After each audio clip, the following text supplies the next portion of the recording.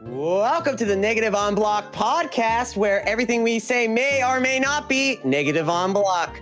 I am a FGC-Nerd. I am one of the hosts, and I run in NOBP, and I'm a FGC content creator. With me is the creator of Negative on Block, and as well as my other co-host, Vega EX. Yeah, what's up? I'm Vega. I'm mostly FGC, but like I delve in Riot games overall, League of Legends and Valorant, that kind of stuff. I'm also the dedicated Yuumi simp, if you like Riot games. Okay. Speaking of Riot games, there's been some concept move lists coming up from a bunch of other content creators, and I heard you wanted to make one as well, but yeah, I am in the middle of scripting a moveset concept for Yuumi.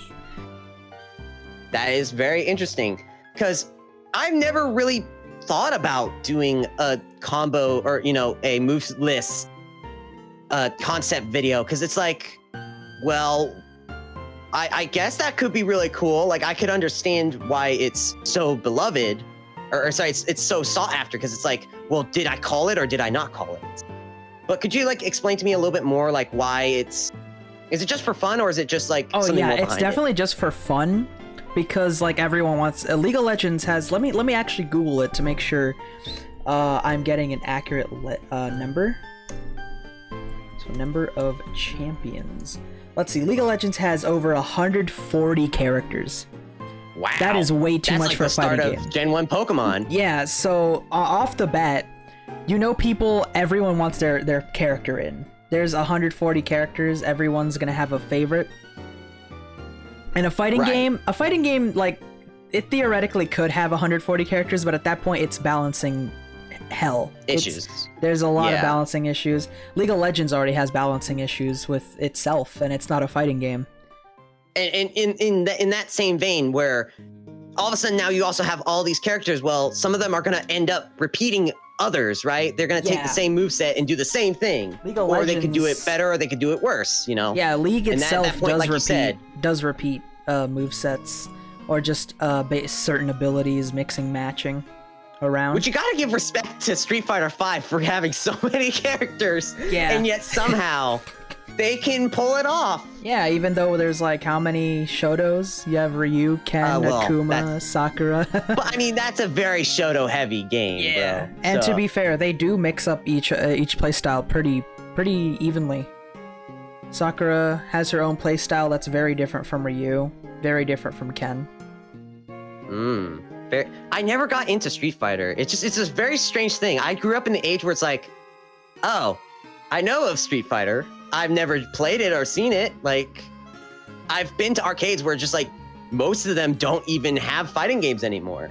So it's just like one of those pieces of history that were lost to time. And I'm happy. It's only Japan that has them. That's why I'm happy that there's an arcade like 30 minutes away from me with like some fighting games still. Yeah, I definitely. It's like a blessing. Just like, oh, dude, it's arcade. I've been to exactly one arcade. Sorry, two arcades at this point. I forgot one. One from my childhood, who I don't know if it's going out of business, but yeah, it's been a really long time since the one that I went to, like, probably like in the last 2 years, had laser tag, which was very interesting, very fun story. I was playing with friends, and at this laser tag, they have teams pre-set up, right? So all the equipment is attuned to like a certain name, a certain person, a certain and just a certain team, right? Yeah. So, and it's got a certain color. So there's two colors. For this example, we'll say blue and yellow, because it's the Negative on Block podcast. Yeah. But then there's also like random names that are pop culture. There's, you know, Shot Holo, or, you know, what's another one that I remember? Capital FE Man, if that catches your attention. Shout outs to all you science whizzes out there. And so, as well, like I said, it was the big thing to take away from is the colors, right? They're two different teams, but the equipment is scattered everywhere. And so me and a group of friends did the laser tag, and we both, like, we all picked different sides of the team, and we didn't know that. We all tried to be on the same team, and then, well, you know, we had a blast, and regardless, it didn't matter in the end, right?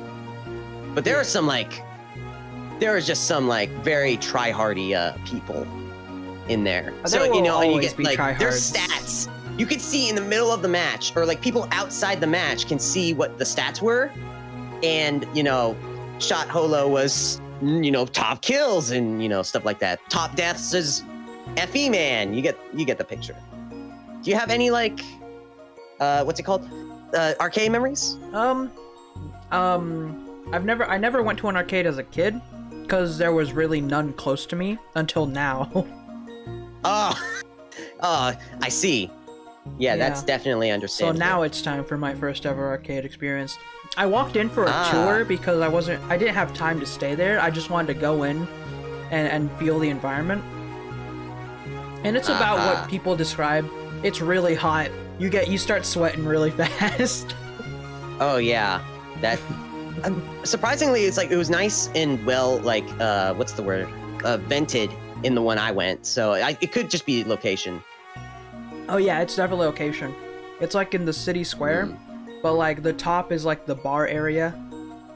And the basement is where all the games are. There was also bowling in the place that I went as well. It's just like, well, why bowl when there's the arcade thing behind you? Why bowl when you can go get curb stomped in Street Fighter? No. Why bowl when you could just Wii Sports it? Wii Sports it. Dude, listen.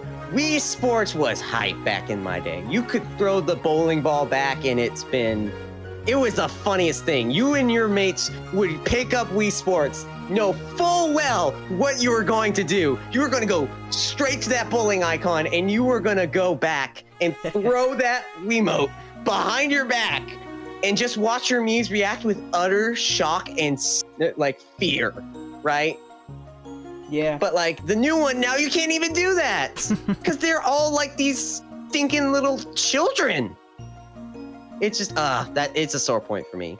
My childhood has been ruined because of the Wii Sports de-glow up that they tried to do. You know, since this is the first ever edition of our podcast here, I feel like we should talk about our upbringing into what got us into the FGC. Like, do you want to start or should I start? Oh, I can totally start. Yeah, give us your story. Like, to understand my story a little bit, you have to like know that there's like this other sort of smaller side to it.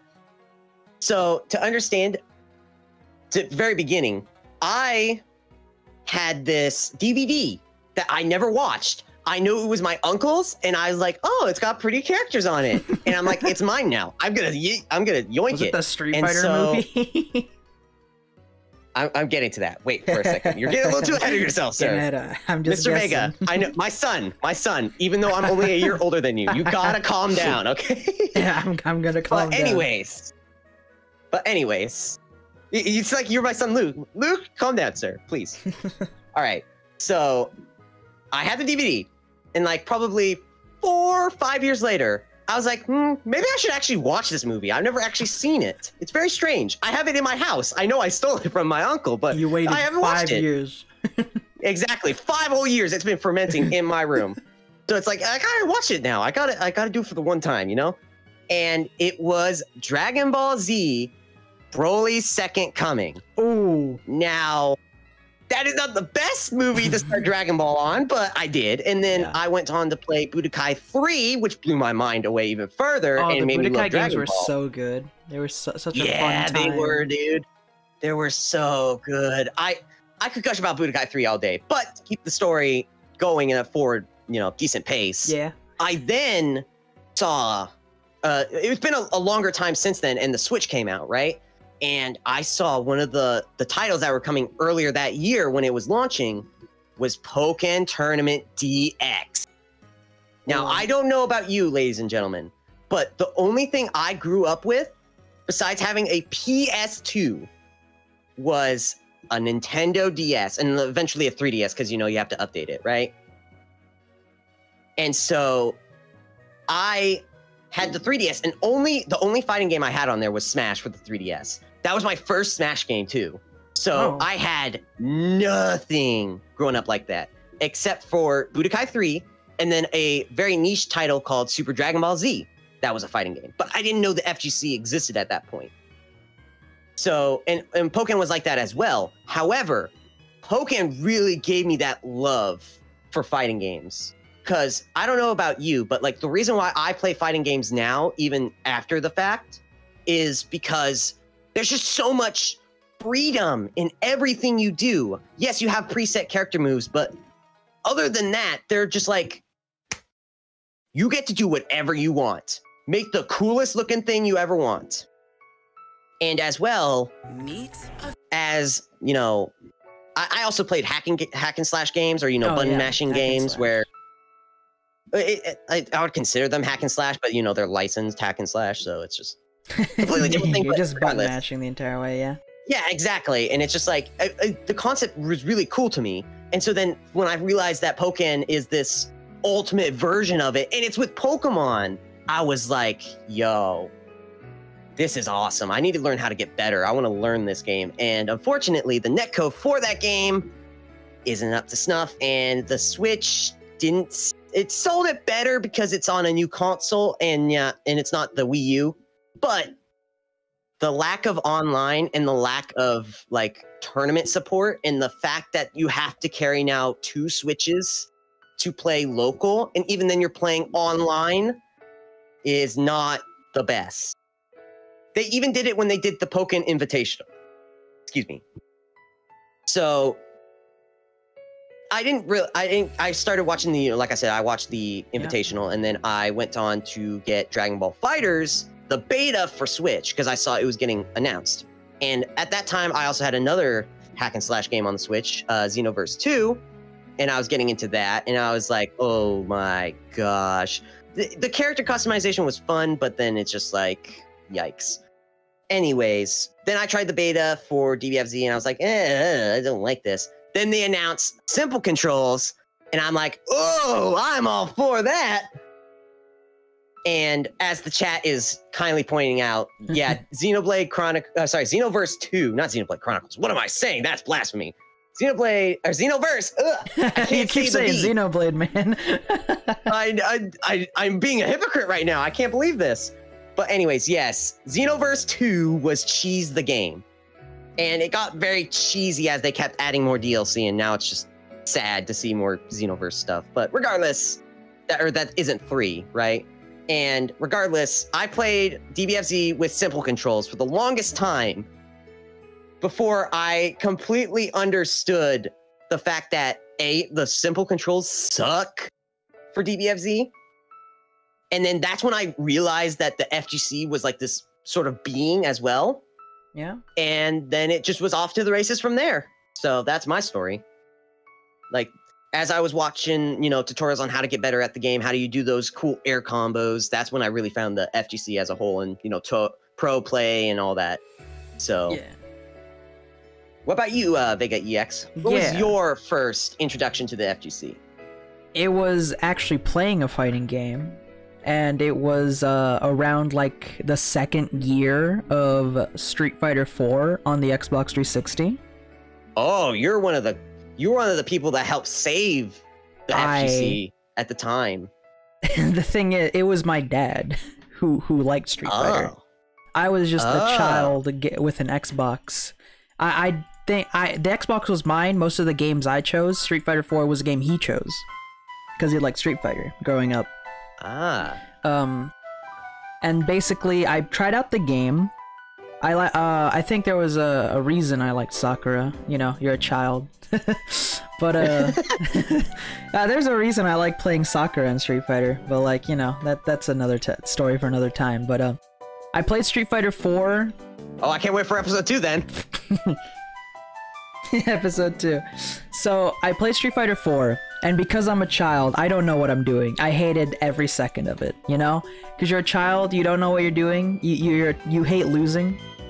You can't click. You can't in comprehend your mind that, like, yeah, you can't how much of a competitive game the fighting games are. Because it's 1v1, there's no luck factor, nothing can save you. So, you know, I hate Street Fighter 4. I spend most of my years playing FPS games like Call of Duty, chilling with single player games, and that's most of my life. And then I didn't know about Street Fighter V's existence until, like, you know, around the time Sakura was being announced for Street Fighter V, which was 2017. That's very Season funny 3. that you say you hate Street Fighter and yet your name is Vega EX.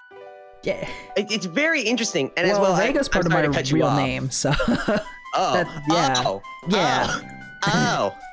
And so then your dad was just like, you know what? I like Vega so much that I'm gonna name my son after him. Well, no, it's part of my name. It's not my first one. There's that part. But like, yeah, continuing with the story.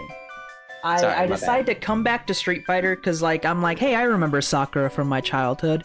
I'm gonna get this game again. I'm gonna get this game on sale, and I'm gonna wait for Sakura to come out. So, you know, I get the game. I'm also, like, watching... I come across a video from the Score Esports. The video, you might know it. The most iconic moments in EVO history. Oh, I think I do. I think I actually do. I suddenly come across this video randomly in my recommendations, and something about it struck me as really amazing and brought my interest even bigger to Street Fighter and other fighting games, especially Smash. Because, like, I hated Street Fighter 4, and then I had Smash Brothers for the 3DS. Oh, so we're in the exact same boat. Yeah, we're in the exact position. I need to quickly interject while we're on the Smash topic. I actually forgot that I did get, like, Ultimate on the Switch as well before, I think before DBFZ came to the Switch. But, like, I didn't get, like, super competitive into that because, like, it's Smash, and, you know, I did hear of Smash competitive, but it never, like, clicked to me that it was part of the FGC. Smash is so hard to get into competitively, but no. So I had, like, most of my friend group, even now, is still Smash heavy. It makes me kind of sad, because I want to introduce them to the world of other fighting games, but, you know, it is what it is. So I get competitive. We're competitive, but, like, in a fun way. We're, like, fun competitive. We try really dumb combos, and, yeah, we're casual competitive players throughout the 3DS era of Smash. I see. Yeah, and then that's around the time stuff happens. I come across the Score Esports video, I watch it, I click, fall in love with the FGC as a whole. Yeah. Because I realize there's more out there outside of Smash and Street Fighter. What is your... I'm curious, what is your favorite FGC moment? FGC moment. Let me scroll through the video, because there's, like, so many to look at. Oh, there's so many great moments that you can't remember? I need to remember what some of them... Because, like, there's obvious ones, like Moment 37, everyone knows that. That's even, like, in casual audience, yeah, that's casual audience. There's, you know, Hungry Box's Reset. That was super cool to me when I watched it at the time. So that's not one of those more, like, popular, like, oh, that's something crazy happened on the screen. But then it's more like, it's this very important thing to happen. Yeah, it's like, it was the story stuff. Some of the story stuff from this video. The story moments. The story behind the moments. Like Justin Wong coming back in Marvel 3. Hungry Box finally getting his EVO win. I see. So if you could pin down one, if it could be a fail, it could be a win, it could be a tie, it could be something groundbreaking. Out of the video, I think the Taquito moment with what was his name? Something Chan. I don't think I can recall that one. Oni-san. It was the funny moment where Oni-san went up against Punko in the Street Fighter 4 era.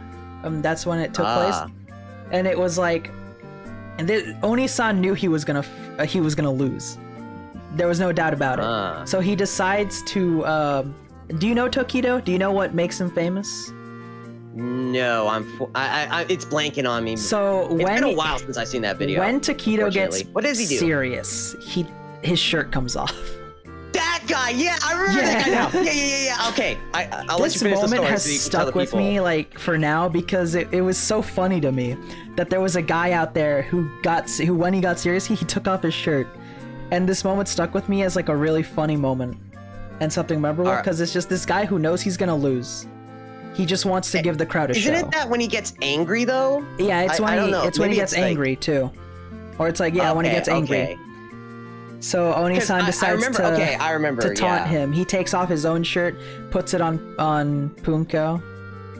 Yeah. Did I say Taquito at some point? He stopped for a second and smiled, and he's like, "Oh, that's what we're doing today, huh? That's what we're doing. This is how it's gonna be." And then he proceeds to perfect the man in response. And he's shirtless and he perfects the man. Ooh. Yeah.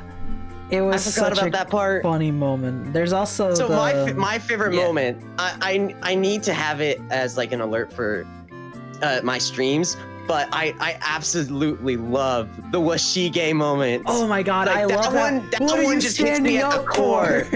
No, my favorite part of it is, so let me explain the backstory a little bit.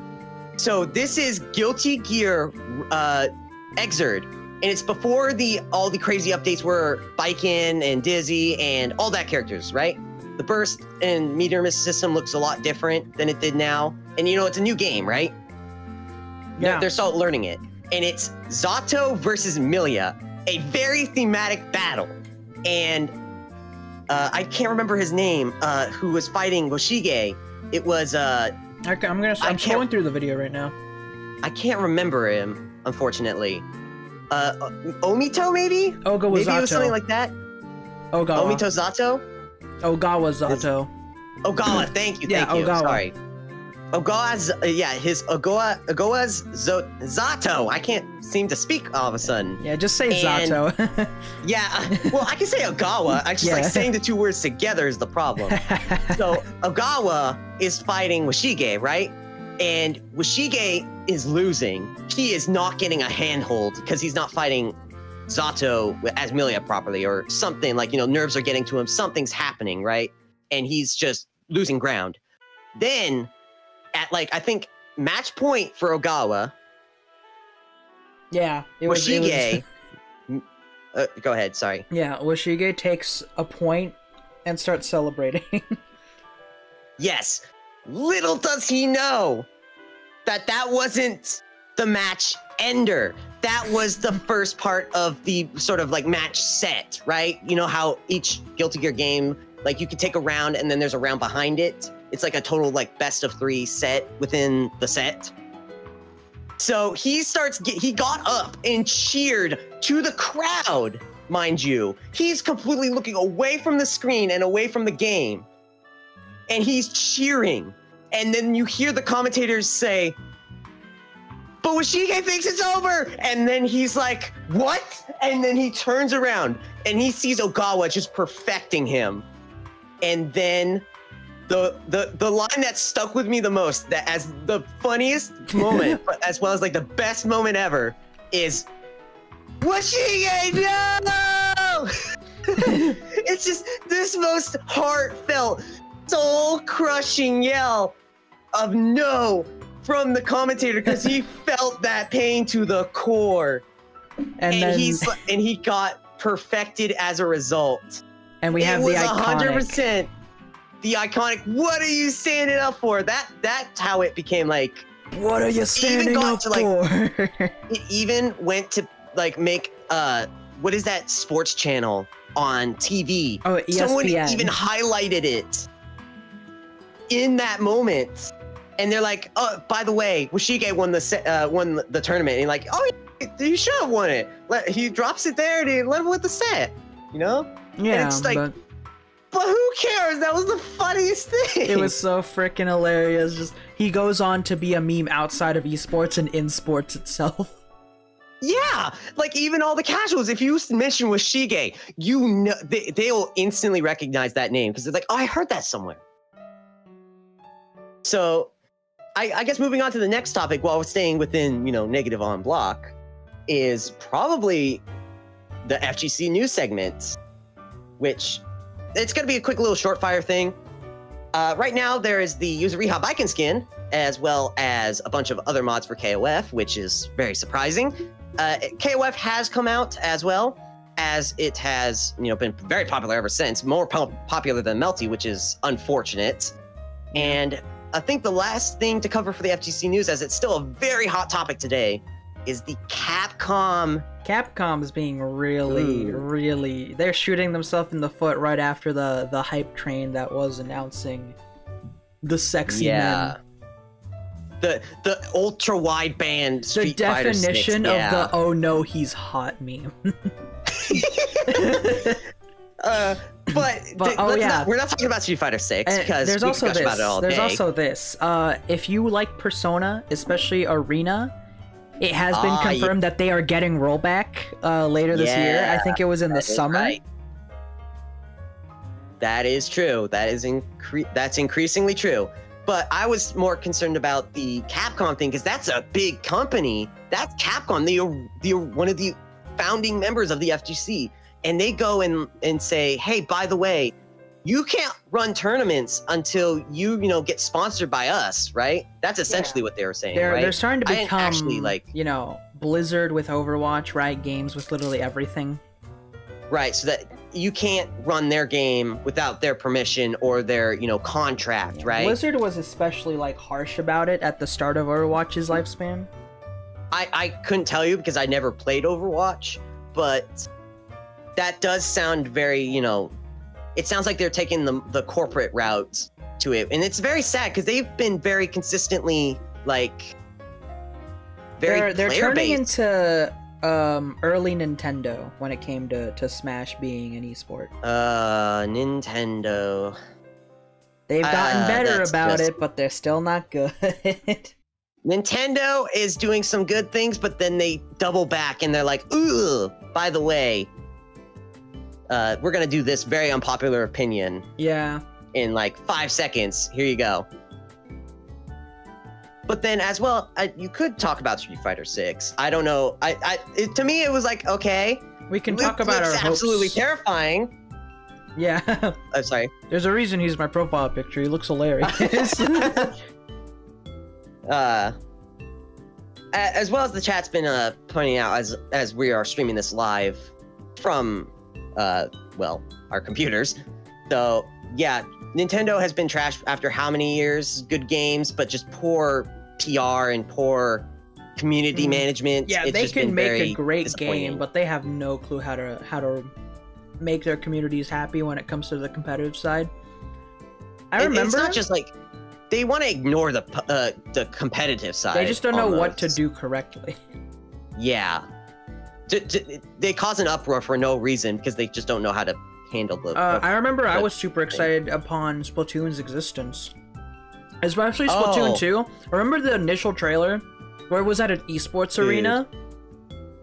That made me so hype. I was like, oh my god, Splatoon esports? Splatoon was already a very, very popular thing. Yeah. The problem was that it was on the Wii U, a system nobody took seriously and nobody wanted. And then another Nintendo... Wii? But I have a Wii right here. What's the difference? A little mini, a giant PS Vita? No, thank you. I don't care. So it was just... and the thing comes down to the fact that Nintendo announces the Switch, and then one of the trailers for it includes an esports arena of people playing Splatoon 2. Splatoon 2, yep. And in the Splatoon 2 announcement was also groundbreaking, right? Yeah. And then all of a sudden it's, boom, one of their biggest IPs yet with a third on the Switch on the way. And then, boom, esports is grassroots. Yep. There's nothing similar to what was in that trailer. Unfortunately, Nintendo still went the Nintendo route and canceled Splatoon 2's championships because of the Melee incident. But that's very old news in regards to the FGC news. But I guess that would we're just wrap it talking up about why we hate Nintendo sometimes. Listen, as someone who's a Nintendo fan who grew up with Pokemon and stuff, it's just it hurts my heart, to see this other side, If it's not a single player game, what are you doing with Nintendo?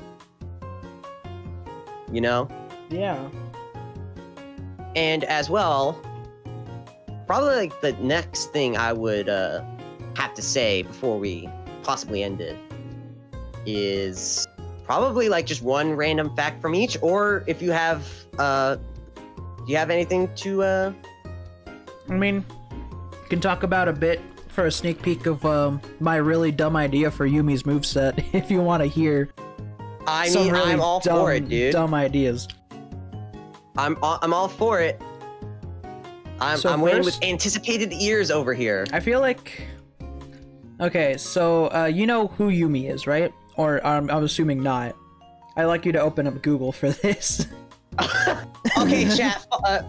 Okay, chat, and or people listening to the podcast, go ahead and leave the podcast app and go to Google with us as we search up Yuumi. You just type in LOL Yuumi. Yes. All right. And she is a little cat. Is this a cat who I think you were talking to me before the podcast? It's literally just the cat. Ah, I see. It's a cat with a magic Can I go to book. the actual League of Legends site? I have seemed to have gone down the rabbit hole of Yuumi builds, which yeah, that's one thing you can look at. I am a Yuumi main myself, so Oh, this is kind of cute though. So she's a cat, right? So automatically you look at this cute creature, but the ideas I've had because of her in-game moveset make her extremely cursed. And I don't think you're ready for whatever the hell I'm about to frickin' say, which is so her prowling projectile, which is her first ability. Okay. You can in her original game, you can steer it around and aim it. And so it's a who car? else?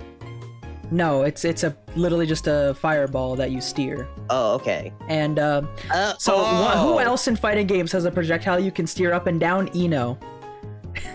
I mean, kind of, yes. Kind of, yes. She can kind of steer.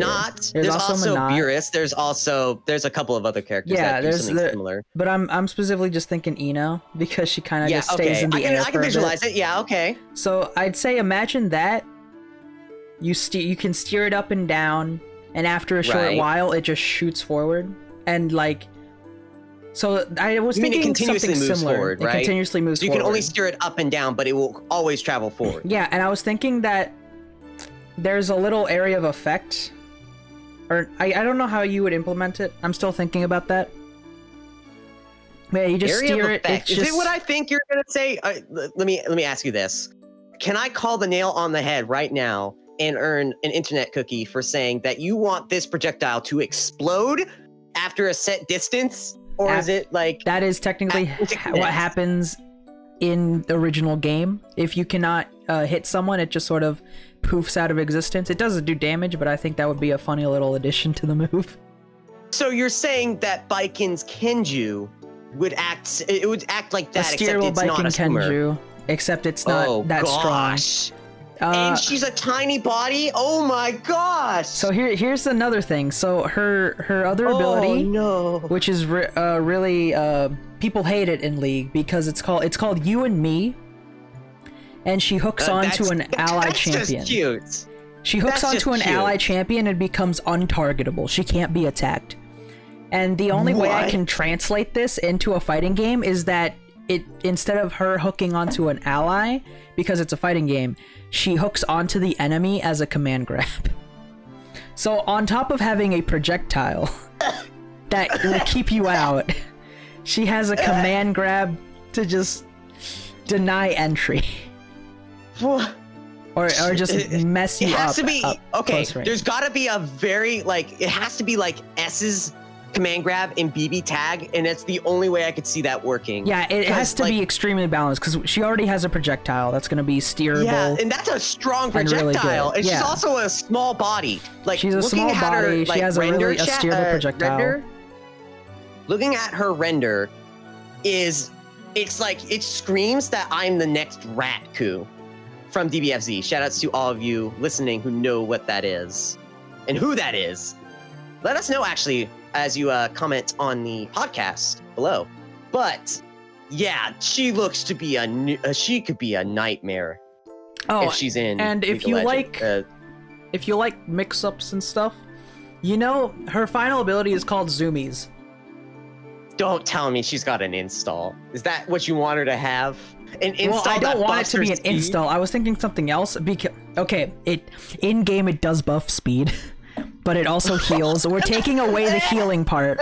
We take away the healing part. Instead of speed, though, I was thinking of something less, you know, stupid and more balanced. So you know, Karin's dash in Street Fighter V, or just any character, where you do an attack and they dash forward, and then you can press a button during the dash to do another attack. You want to give her a Korean? You want to give her dash cancels? Dash Rekka, or whatever it's called. Bro. Do you know that move from Karin? Oh, I'd rather take an install, bro. I gotta be honest. You're making her sound like the best character in the game. But I can't go any other way. How do I balance a character who literally has abilities that translate into really cursed moves? You could put her second ability in a cinematic, or you could put her final ability in a cinematic super. So, you know, it can go either way. We maybe come up with completely new supers and throw the zoomies as an install, like you suggest.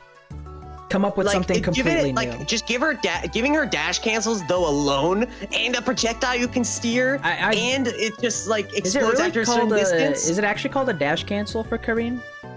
Is that what it's called? I don't believe so. It's just that to understand where I'm coming from is, you know, Giovanna from the hit series Guilty Gear Strive? Yeah. Well, during her dash, she can cancel into a button very quickly after the dash. Okay, it is not so we're thinking two completely types of dashes. Yes. Because mine was Street Fighter. Yeah, I wish I could pull it up right now. Listen, I have known as the Weeb streamer.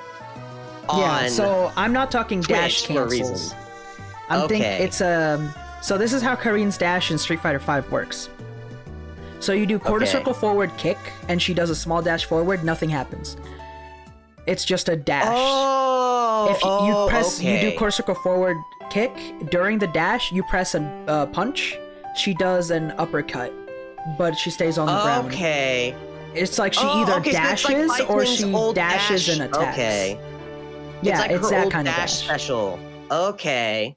So you want to make that? Oh. Yeah, you can either just dash up and like mix. It's like a mind game. You dash, and they don't know if you're just gonna stop and grab them, or actually hit the button and like hit them upwards. So you're saying make the super like an install, and then her dash all of a sudden becomes a Rekka?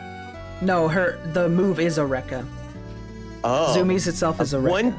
Oh, so you're saying you're like saying a Kaioken super from Base Goku. Gotcha. We're like getting really cursed out here. What's the chat saying? It is. It is. Yeah, it definitely is. We have someone that can mind game you with a dash. They have a command grab. They have a projectile. Full screen command grab. Not a full screen command grab. It's just and it's just an up-close command here's grab. the thing. Have fun hitting her. She sounds like a day one main. I feel like it's gonna sound more balanced when I finish the video. I don't know, bro. It sounds like she's already top 5. It'll be easier when I have visual things to show you. It'll be more easily on paper, it sounds very crazy. But you're gonna see what I mean when I show footage of gameplay from other games. It reminds me of like the one time I did a concept video for Super Baby 2 for Dragon Ball FighterZ. I didn't really do 100% it. It was more like my biggest hopes for the character, but I really wanted his first assist to be the key rain that he does. You know, where he presses 2S and a bunch of projectiles fly up and then down. Because the only other assist that does something similar to that is the one-hit UI Goku assist. But the craziest thing would be, like Dante's, or not Dante's, I think I'm thinking of Task Manager's like bow shot, except it's all in like one forward area. But then when you get in the corner, it's just like, anything goes. It's gonna hit right in front of you. You're locked down for 2,000 years. You get a free mix-up. And it was like, I was so excited for that. Like, I even quoted pro fighting game players and content creaters. I'm not kidding. You could go back to my YouTube channel and find it. I'm laughing about something else. Read Shia's comment. You said Task Manager. As in the computer app, bro. Listen, all right. Listen. Man said task manager like the computer app, bro. Listen, I actually froze up on Twitch today as of March 5th. My computer was overclocked this entire time and I never even knew.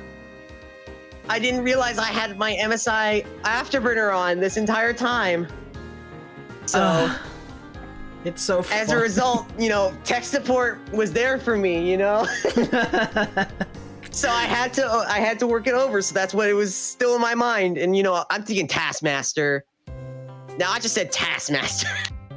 Okay, I caught myself that time though. Yeah. All right. Yeah. Oh man. I'm never gonna live that one down. Let you live that one down. Task manager, bro.